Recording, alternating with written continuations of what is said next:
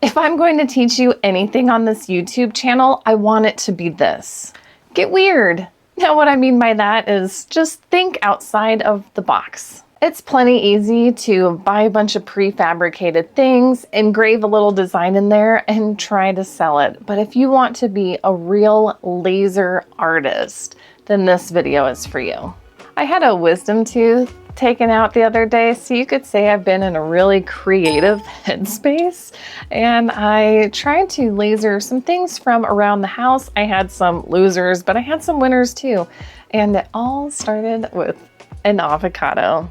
First, you need to explode your avocado into pieces. I dried a quarter piece of the peel in a big book so it would be as flat as I could make it. It is pretty brittle, so I decided to laser out pieces that are meant to be glued onto a sturdier object.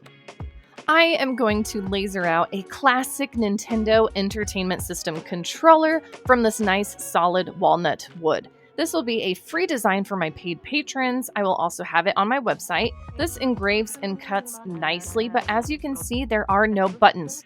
That's where the avocado peel comes in. I was going in blind for the cut settings. It's pretty solid and thin, so I went fast on the speed and low on the power. I probably could have gone a bit higher on the power, but I was able to pop out all these little buttons. Now it's time to assemble. Trying not to lose all those little bits, I give the controller a bit of a sanding. With some gel-type super glue, I use tweezers to help me get all the buttons on there. It didn't take long to dry. The avocado peel is a bit porous. Once I decided this should be a magnet, I just glued those on and it's all done. Can you imagine a customer finding out that this was made with an avocado? That is going to be a fun conversation. My son seems to keep growing out of his jeans, so I have an abundance of them. I'm going to use these cool gray jeans for this next project. I cut off just a little bit from the leg. I would be able to make a lot out of a pair of jeans. And these are 98% cotton and 2% elastane, whatever that is, and it's going to cut through just fine.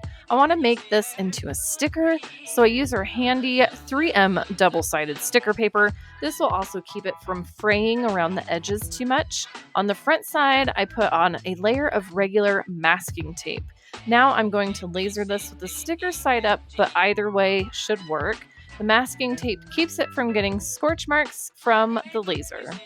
Now, isn't this a fun sticker? If you wanted to make patches, just iron on one of those applique paper thingies and do the same thing. I'll be making a whole deep dive into lasering jeans soon.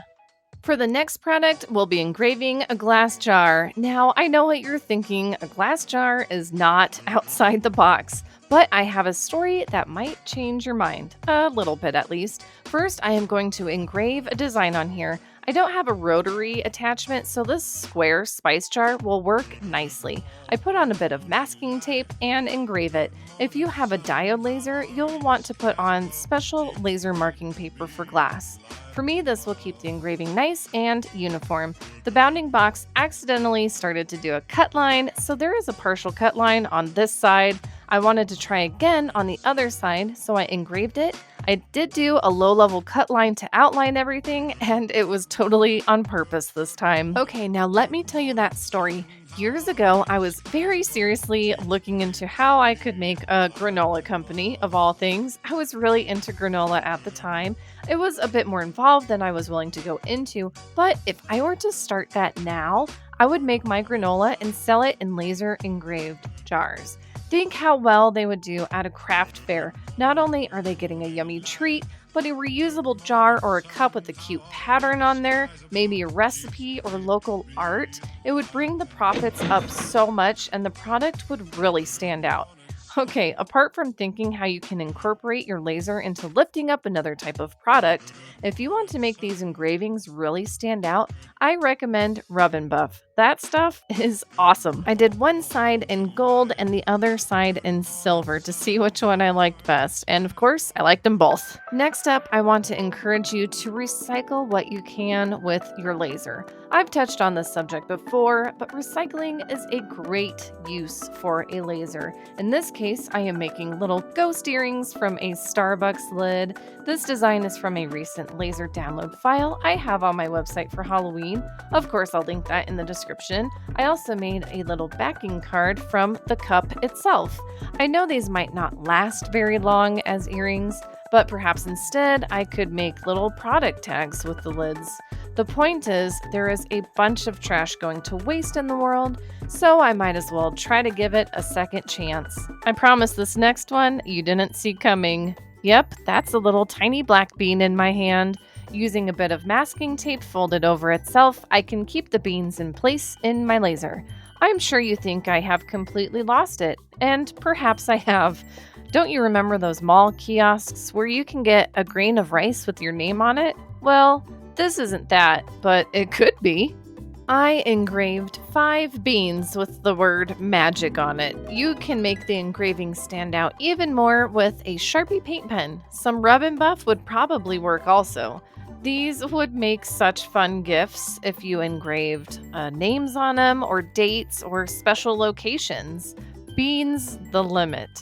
I just scooped them up into a tiny jar and they're all done. If you're thinking what I'm thinking, then yes, I am going to try to trade these in for a cow. And I think I know someone just gullible enough to do it.